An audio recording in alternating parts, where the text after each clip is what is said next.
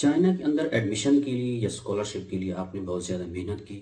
आपने दिन रात एक करके सुपरवाइजर्स को अप्रोच किया, ईमेल्स की, और एट द एंड आपने एक्सेप्टेंस लेटर ले लिया।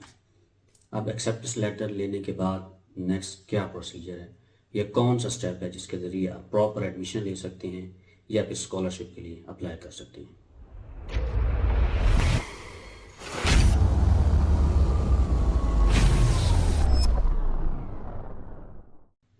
अस्सलाम वालेकुम नाज़रीन, मैं हूं मोहम्मद इमरान और आप देख रहे हैं ड्रीम विंग्स।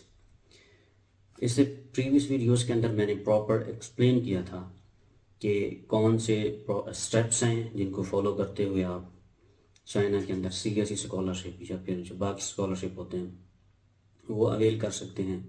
उसके अलावा ख़ास तौर पे मैंने जिस चीज़ पे फोकस किया था कि आप सुपरवाइज़र कैसे हंट कर सकते हैं और फिर सुपरवाइज़र को किस तरह से, किन ट्रिक्स या टिप्स को यूज़ करते हुए आप ईमेल कर सकते हैं, ऐसी इफ़ेक्टिव ईमेल जिसके ज़रिए आपको रिस्पांस भी मिले और मोस्ट प्रोबेबली आपको एक्सेप्टेंस लेटर भी मिले।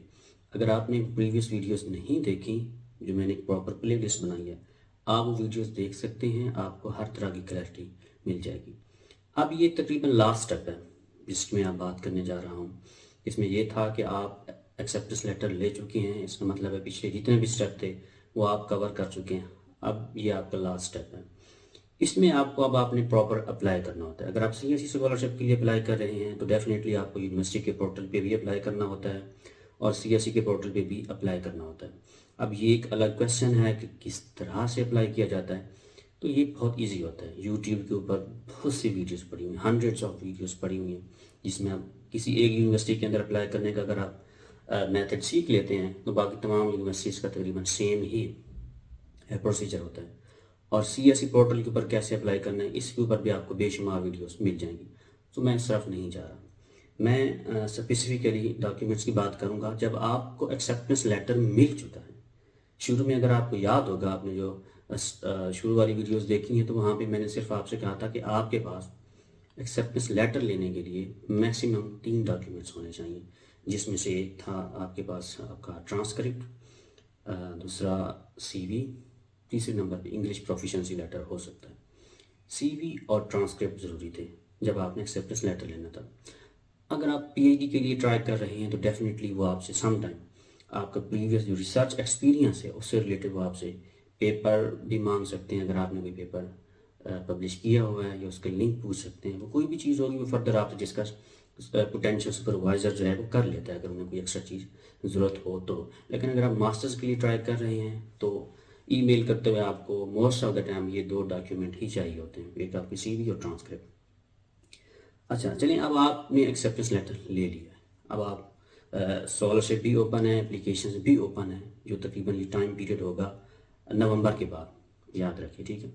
तो अभी तो कोई भी मेरे ख्याल में स्कॉलरशिप और यूनिवर्सिटी में एडमिशन ओपन नहीं है। अगर ओपन होता तो मैं ट्राई करता कि लैपटॉप के ऊपर बाकायदा ओपन करके मैं आपको दिखाता कैसे अप्लाई करते हैं, स्टेप भी आप देख लेते। लेकिन चूँकि अब एडमिशन्स क्लोज हैं तो ये पॉसिबल है नहीं। स्टिल मैं आपको डॉक्यूमेंट्स बता देता हूँ। डॉक्यूमेंट्स जब आप एडमिशन के लिए अप्लाई करने लगे, ये बात याद रखिएगा। अब इसमें सबसे पहले जो आपको चीज़ चाहिए वो है आपको पासपोर्ट। पासपोर्ट आपके पास ज़रूर होना चाहिए, क्योंकि पासपोर्ट आप ऐसा करें, उसके लिए मैं आपको अच्छी सजेशन दूंगा कि वो आप अभी से बनवा लें, ठीक है। चाहे आपको एक्सेप्टेंस लेटर मिला है या नहीं मिला, आप पासपोर्ट अभी से बनवा लें। और पासपोर्ट आप 10 ईयर्स वैलिडिटी वाली बनवाएंगे, जिसकी वैलिडिटी 10 ईयर्स होती है, ठीक है। 5 साल वाला बनवाएंगे वो फिर जल्दी एक्सपायर हो जाता है। तो आप कोशिश करें कि 10 सालों वाला बनवा लें, उससे आपको फ़ायदा हो जाएगा। पासपोर्ट हो गया, उसके बाद आपके पास आपकी डिग्री होनी चाहिए। अगर आपके पास डिग्री नहीं है तो फिर यूनिवर्सिटी आपको प्रोविजनल सर्टिफिकेट देगी, वो आप ले लें। लेकिन बेहतर ये है कि आपके पास डिग्री होनी चाहिए। नंबर 3 पे आपके पास है ट्रांसक्रिप्ट, डेफिनेटली ट्रांसक्रिप्ट होगा। उसके बाद है 2 या 3 रिकमेंडेशन लेटर, 3 रिकमेंडेशन लेटर्स आप बनवा लें। रिकमेंडेशन लेटर्स आपके जो प्रीवियस सुपरवाइज़र हैं यूनिवर्सिटी के, वही सुपरवाइज़र, सॉरी कह रहा हूँ, टीचर से या प्रोफेसर से, वो आपको बना के देंगे। और आप कोशिश कीजिएगा कि रिकमेंडेशन लेटर्स आप उनके बनवाएं जो प्रोफेसर हैं, या एटलीस्ट जिन्होंने PhD की हुई है, लेक्चरर से या असिस्टेंट प्रोफेसर से नहीं बनवाना। जो फुल प्रोफेसर हैं, ये डॉक्टर्स हैं, आप कोशिश करें कि उनसे बनवाएं, और 3 बनवा लें आप। Most of the time 2 use होते हैं, लेकिन आप 3 बनवा लें। Number 5, English proficiency test. तो जब आप एडमिशन वाली स्टेज पे पहुंच चुके हैं तो उस वक्त आपके पास इंग्लिश प्रोफिशेंसी टेस्ट होना चाहिए। इंग्लिश प्रोफिशेंसी टेस्ट में आपको पता है सबसे पहले जो एक फेमस चीज़ है वो आइल्स है। अगर आप आइल्स नहीं दे सकते और आपने कुछ स्पेसिफिक यूनिवर्सिटीज़ को टारगेट किया हुआ है तो उसकी लैंग्वेज रिक्वायरमेंट्स देख लें, उसके मुताबिक आपको टेस्ट तो देना पड़ेगा। मोस्ट ऑफ द टाइम जो है चाइना के अंदर काफ़ी सारी जो यूनिवर्सिटीज़ हैं वो डुओलिंगो एक्सेप्ट कर रही हैं, तो आप ये फिर यूनिवर्सिटी से ही देख सकते हैं। हर यूनिवर्सिटी से चीज़ें वेरी कर जाती हैं, वहाँ पे आप देख सकते हैं कि लैंग्वेज प्रोफिशेंसी की रिक्वायरमेंट्स क्या है। लेकिन Duolingo most of the time आप देख सकते हैं तो ये इतना एक्सपेंसिव भी नहीं है और फिर कंपैरेटिवली इजी भी होता है, क्योंकि आइल्स एक्सपेंसिव भी है और डेफिनेटली आइल्स को भी प्रिपेयर करने के लिए अच्छा खासा टाइम चाहिए अगर आप रिक्वायरमेंट्स लेना चाहते हैं। अब हमारी जो यूनिवर्सिटी है NPU, इसके अंदर डुओलिंगो एक्सेप्टेबल है। मैंने खुद भी डुओलिंगो ही दिया हुआ था, लेकिन इनका जो स्कोर है वो अब काफ़ी हाई हो गया है। ये चीज़ भी आप याद रखें। तो ये प्रॉपर आप अपनी जो टारगेट यूनिवर्सिटी है जहाँ से आपको एक्सेप्टेंस लेटर मिल चुका है, आप उस यूनिवर्सिटी के जो ऑफिशियल प्रोफाइल है वहाँ जाके लैंग्वेज प्रोफिशेंसी की जो रिक्वायरमेंट्स हैं वो आपको देख लेनी चाहिए। नेक्स्ट है physical examination form. Physical examination form ये आपको गूगल से मिल जाएगा, या आप यूट्यूब से कोई वीडियो सर्च करें, वो आपको कहीं ना कहीं पे प्रॉपर इसका लिंक दे देंगे। उसको फिल कैसे करना है, फिल भी आप यूट्यूब की वीडियो देख सकते हैं, या इवन अगर आप गूगल के ऊपर सर्च करेंगे तो वहाँ पिक्चर्स के अंदर ऑलरेडी पाकिस्तानी स्टूडेंट ने ही फिल किया होगा, वो आप फिल कर सकते हैं। आपको अपने पैरामीटर्स पता होने चाहिए नॉर्मली कि आपकी हाइट क्या है, आपका वेट क्या है, काफ़ी सारी चीज़ें ऐसी हैं जो आपको पता होंगी, ठीक है, वो आप खुद फिल कर सकते हैं। अच्छा, जो बच जाएगा फिर कोई 3 से 4 टेस्ट होते हैं जो रूल के मुताबिक तो आप करवाने चाहिए, करवाने पड़ते हैं, और बेहतर यही है कि करवा लें, ठीक है। किसी बेशक आम लैब से ही सही, लेकिन करवा लें तो अच्छी बात है। लेकिन still most of the time यूँ किया जाता है कि उनको ऐसे ही फॉर्मेलिटी के तौर पर अंदाजे से ही फिलअप कर दिया जाता है और उसके बाद फिर किसी जानने वाले डॉक्टर से जाके टेस्ट करवा लिया जाता है। ये भी कर सकते हैं, लेकिन मेरा मशवरा ये है कि आपको करवा लेने चाहिए टेस्ट, ठीक है। अच्छा जी, और नेक्स्ट CV है, ये मैं ऑलरेडी भी मेंशन कर चुका हूँ। CV किस तरह बनानी है, ये भी एक क्वेश्चन होता है मोस्ट ऑफ द टाइम, या फॉर्मेट कौन सा होना चाहिए, ये मैंने पहले भी शायद किसी वीडियो में एक्सप्लेन किया है। तो फॉर्मेट आप कोई भी अच्छा सा यूज़ कर सकते हैं, लाजमी नहीं कि कोई स्पेसिफिक फॉर्मेट हो, बट नॉर्मली जो है जो आपको हर बंदा सजेस्ट करता है कि वो है यूरोपास CV कैसे बननी है, ये आप बहुत से रिसोर्सेज हैं वहाँ से देख सकते हैं। क्योंकि मैंने पहले आपसे कहा कि मैं डॉक्यूमेंट्स डिटेल में नहीं जा रहा, ये फिर इनके ऊपर एक अलग से प्लेलिस्ट बनानी पड़ेगी, सीधी बात है। लेकिन CV के अंदर एक पोर्शन जो है वो मैं मेंशन करना चाहूँगा कि इसके अंदर एक पोर्शन होता है रिसर्च इंटरेस्ट का, या फ्यूचर रिसर्च प्लान आपका क्या है। तो आपने उस सेक्शन को हमेशा जब आप ईमेल कर रहे होंगे ना पोटेंशियल सुपरवाइज़र को या प्रोफेसर को, तो आपने CV के इस पोर्शन को रिसर्च इंटरेस्ट वाला उसको हमेशा अलाइन करना है आपने उस सुपरवाइज़र के साथ, उसकी प्रोफाइल के साथ आपने अलाइन करना है। ज़बरदस्ती अलाइन भी नहीं करना। कहने का ये मतलब है कि आपके इंटरेस्ट भी वही हैं, उनके भी वही हैं, तो आपने वो चीज़ CV में भी मेंशन करनी है, और फिर वही रिसर्च इंटरेस्ट हैं जो आपने ईमेल के कवर लेटर के अंदर डिस्कस करनी है। तो ये एक चीज़ बताने वाली है। तो नेक्स्ट आपके पास है स्टडी प्लान या फिर रिसर्च प्रपोजल। तो अब ये डिफरेंट यूनिवर्सिटीज़ की रिक्वायरमेंट्स होती हैं।